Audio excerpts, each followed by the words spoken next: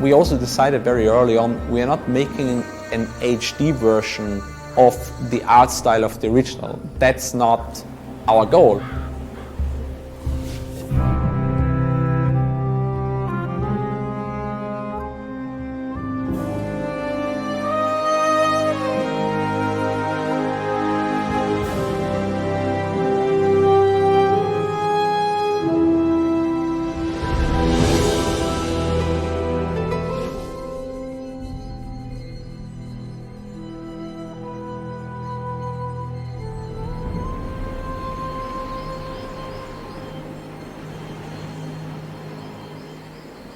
Yeah, Gothic Remake walks this fine line between being realistic and believable, and also at the same time having this dark fantasy themed inside. No?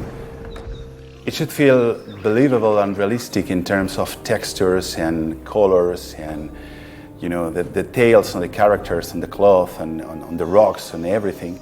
Those opposite forces, and one is leaning more than a naturalistic, believable, realistic world, and the other one is leaning designs of creatures and environments and everything to a more fantastical and dark, grim world. It's a real world. It tries to be a real medieval simulation, I would say, but with a twist of dark magic and weird stuff happening. We looked at it from the perspective of the full spectrum of Gothic games done by Piranha Bytes, because these are the canon Gothic games, and these are the ones we need to look at. And I also feel like these are the ones that the fan base liked the most. Like if you look at like a scavenger in Gothic 3, he looks very different than in Gothic 1. In an ideal world, we create an art style that is kind of like not just for one game, but for an entire new series within like the Gothic franchise. So we had like the classic Gothic games. We wanted to make it a realistic art style, so it should not be something that should feel like a fantasy game. Sobre todo porque tuvimos que reinterpretar cómo estaba hecho el original y cómo trasladarlo a algo que fuera verosímil y que fuera algo realista.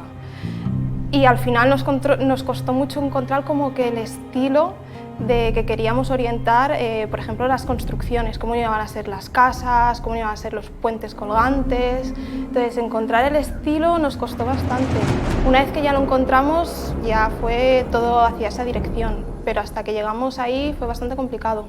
Lo más difícil yo creo que ha sido adaptar las ideas originales de los diseños originales, del gótico original, y llevarlos a algo un poco más verosímil, un poco más realista, pero no real, sino simplemente verosímil, y también aportar algo nuestro.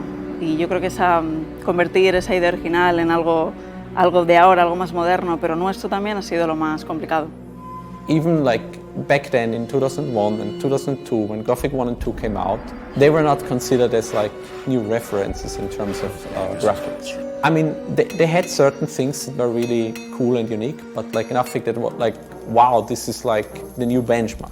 When I look at the art style of the original from a now perspective, of like from Gothic 1 especially, you look at the look that is like, it's very distinct, but it's like also a child of its time. I mean, it has this low poly look somehow, and it uses, in order to emphasize certain character elements and parts of a model, they use specific techniques. Like, it's not a comical art style, but like it's something that also is used in the comical world, because also they have like, the panels are only so small, so in order to get a certain emphasis on a specific visual element, you need to make it like unproportionally bigger. So what I want to say with that is like, when looking at the art style now, it's something very specific and very much that had to be done in that time and that technical restriction. I think the style of the original games is fascinating and perfectly captures an era where the technical limitations force people to enhance their imagination and to come up with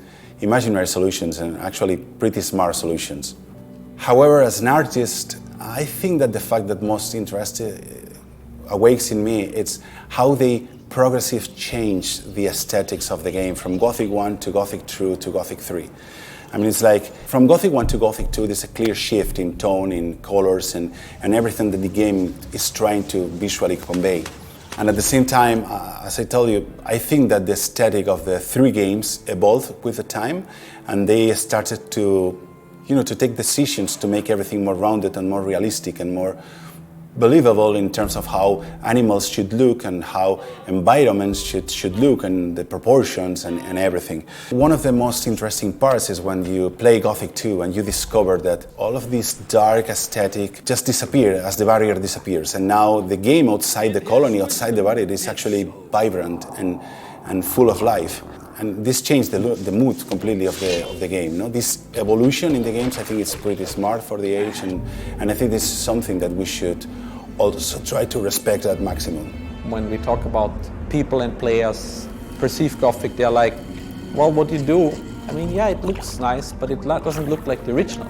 We also decided very early on, we are not making an HD version of the art style of the original. That's not our goal. That could have been done, of course. I'm not denying that. I'm not saying which is the better one or the worst one. We wanted to create something that is appealing to both old and new fans.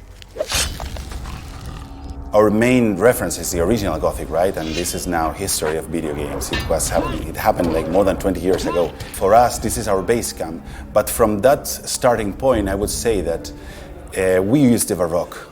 The approach of light, color, the darkness, the aesthetic of the Baroque in all of its stages and all of its eras. I would say that from the early Baroque ages with Caravaggio, chiaroscuro, and the Spanish tenebrism of Velázquez, for example, whose dramatic contrast in interior scenes we share, to the high Baroque landscape painting of Claude Lorraine and Nicolas Poussin, and the color contrast and tonal approach of the Flemish Baroque, as seen in David Tenier's second paintings. And I would say that we also draw from the late Baroque era, with bordering on maybe neoclassicism, I would say, with Hubert Robert and his view on ruins and sunsets. So yeah, definitely I would say that Baroque, in all of its stages, has been the overarching inspiration that has guided our art direction. However, you can also find strong influences from Petrus van Schendel, for example, and his highly atmospheric nocturnal scenes. And Schendel, he was more like kind of a romantic painter. In terms of colors, we try to go with the Baroque path. I mean, we will have colors, of course, but all of them, they will have some kind of desaturation with a very high contrast. And we're trying to force a little the ochre shades, so everything feels more grounded, more brownish, more greenier, more yellowish, like the original Baroque paintings. And the idea is to create this environment as believable, but it's also dramatic. So when we started to work on the Gothic projects, after the playable teaser, I mean, one thing that was very clear, like, we need to get this more dark and gritty and depressing atmosphere. It's a prison colony after all, so it shouldn't have like this bluish, bright, overcast, lush tone. But like for Gothic 1, we needed to have it like very, with a very specific look also to convey this atmosphere.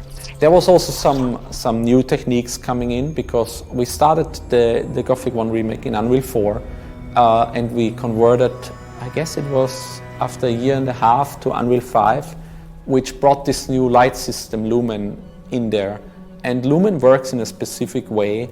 It's a system to do global illumination for like in real time. And it's a very powerful system, but it also brings some restrictions in order to work really well. So we had to like make actually that the global animation works. We had to make certain spots brighter than what we actually wanted it to do, and what is good maybe for the art style and the game. All of the creatures that have been redesigned has been with the original vision in mind. So we try to make homage and try to understand what the original creators were trying to do. For example, with the scavenger, there's a typical classical creature in the world of Gothic, no? We took the original scavenger, we analyzed it, we understood what they were trying to say, what type of animal it should be, and we reinforced and we enhanced the main traits, the traits that we decided were the main traits. And people at the beginning were reacting like, okay, it's similar, but it feels different. But when they saw moving and they understood the way the creature worked and the way the creature was moving and reacting into the living world, they understood that essentially we're talking about the same creature. It's behaving like expected. And then the artistic decisions took on the shape, on the colors, and everything made sense. We have tried to be really faithful to the original, yeah. But we always wanted, we also wanted to give something from our point of view, or our own experiences, our own tastes, and our own, I don't know, from ourselves, you know. And I think people should also have in mind that we are creatives and we want to give something from ourselves. So maybe expect some, you know, some deviations from minor things. I think we assembled an amazing team of artists, an amazing team that sees the challenges as an opportunity to grow and to learn something and to, you know, raise the bar again and again. And for me, it was an incredible experience to come here every day to work with them. It's been an interesting challenge, and I cannot wait to the players to play our game and explore the world that we craft. And hopefully they will see, we will awake some memories of Gothic 1, and they will recognize places and environments and characters.